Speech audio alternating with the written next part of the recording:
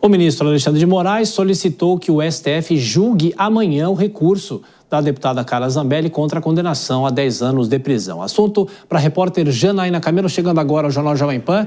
Com o encerramento da análise dos recursos, qual será o futuro da parlamentar, o futuro jurídico nesse caso, não é, Janaína? Bem-vinda, boa noite para você, bom trabalho.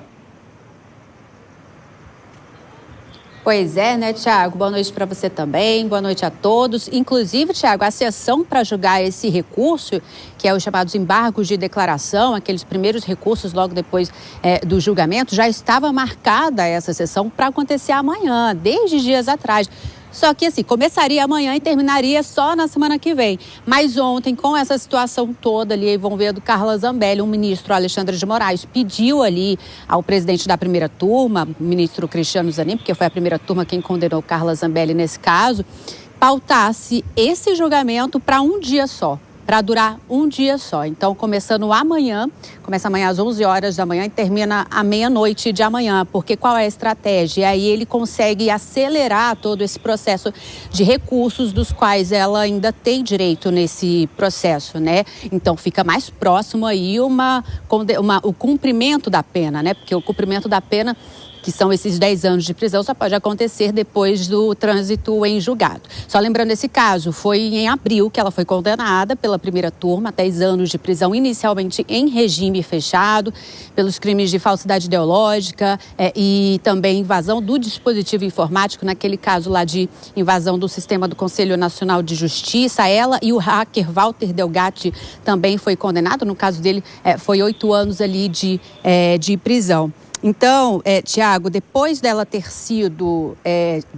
anunciado ali nas redes sociais que não estava mais no Brasil, além disso, ainda tem um mandato de prisão preventiva contra ela, que foi expedido pelo ministro Alexandre de Moraes ontem. Também ontem, isso já à noite, ele também determinou a abertura de um outro inquérito contra ela, nesse caso ali, por conta disso também, para investigar os crimes ali, possíveis crimes de coação no curso do processo e obstrução de investigação penal que envolve organização criminosa. Além disso, aqui também no STF, só para lembrar, é importante lembrar que ela é alvo de outra ação penal, que é daquele caso no final de 2022, nas eleições, em que ela correu atrás, armada, lá em São Paulo, atrás de um apoiador do então candidato Lula. E nesse caso ela também é ré aqui no STF, já tem até maioria para condená-la a 5 anos de prisão pelos crimes de porte ilegal de arma de fogo e constrangimento ilegal. Esse caso ele acabou sendo interrompido pelo ministro Cássio Nunes Marques, mas já tem maioria para condenar Carla Zambelli também.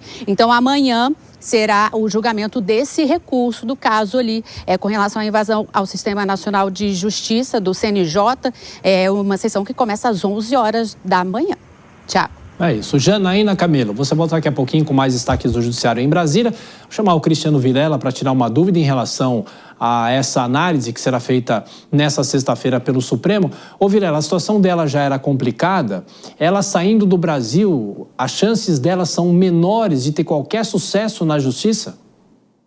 Com certeza, Tiago. O fato de ter saído do território nacional e de uma forma declarada, de uma forma aberta, com um discurso que confronta a decisão judicial, é evidente que pode ser um complicador, um elemento adicional, no sentido de fazer com que o Supremo Tribunal Federal venha a confirmar a linha que já foi adotada inicialmente, a linha de condenação, rechaçar qualquer possibilidade de recurso, qualquer possibilidade de flexibilizar as decisões anteriormente tomadas, e de fato faz com que ela, eventualmente, ou diante da busca que está sendo feita a partir de agora pelo Judiciário, pela polícia, não apenas no Brasil, mas em diversas partes do globo, faça com que ela seja realmente uma procurada e que, uma vez sendo detida, sendo presa, tenha dificuldades em fazer com que haja qualquer modulação na sua pena, qualquer facilitação no sentido do não cumprimento da sua pena de encarceramento.